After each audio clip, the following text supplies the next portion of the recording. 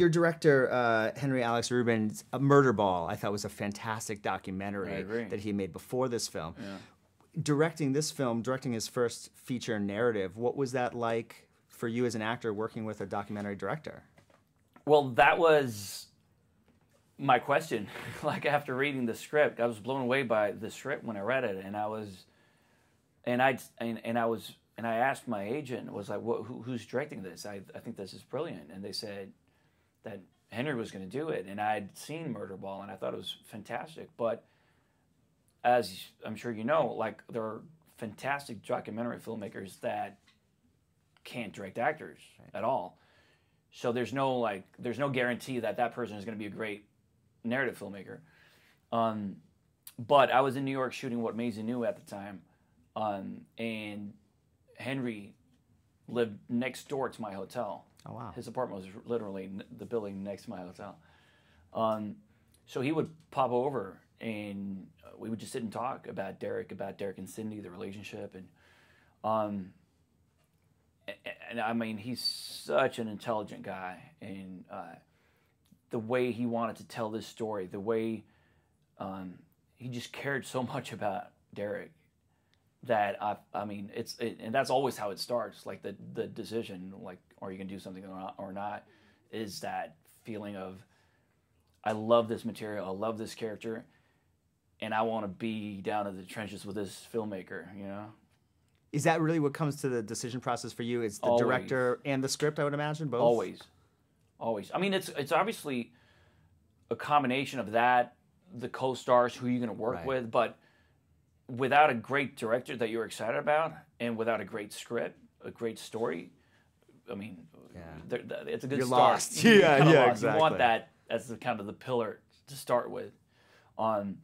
And you know, like you said, I'd never seen him direct actors before, but I wasn't worried at all. I just felt like this guy is he knows what he wants. He's so brilliant. He knows people,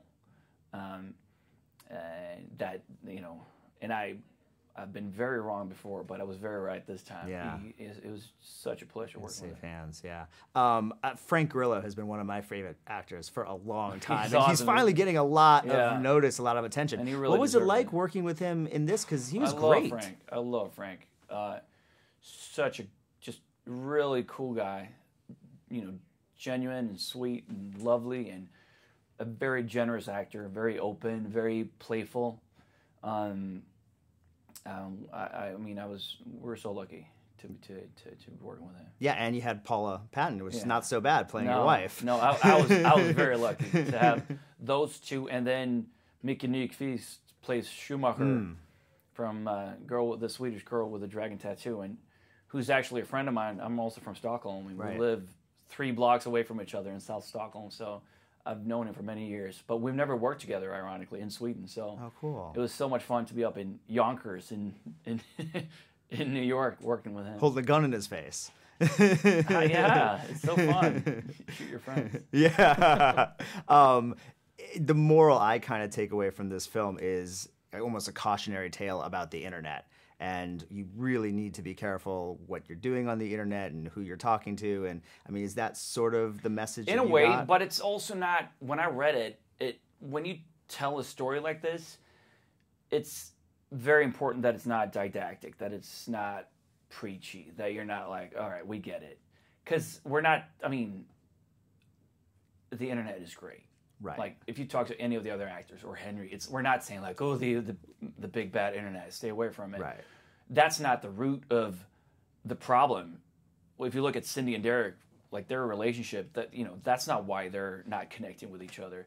Right. However, it's an easy escape when you don't, because it's complicated and it sometimes hurts and it's messy to really connect with your husband or your wife or someone you love. It's easier to just go online and escape. You're right. Escape and go on social media, or like Derek does, just sit and play poker online or whatever, because it numbs you in a way. Yeah, you gotta be careful. Alex, so great talking. Really nice meeting you, man. Yeah.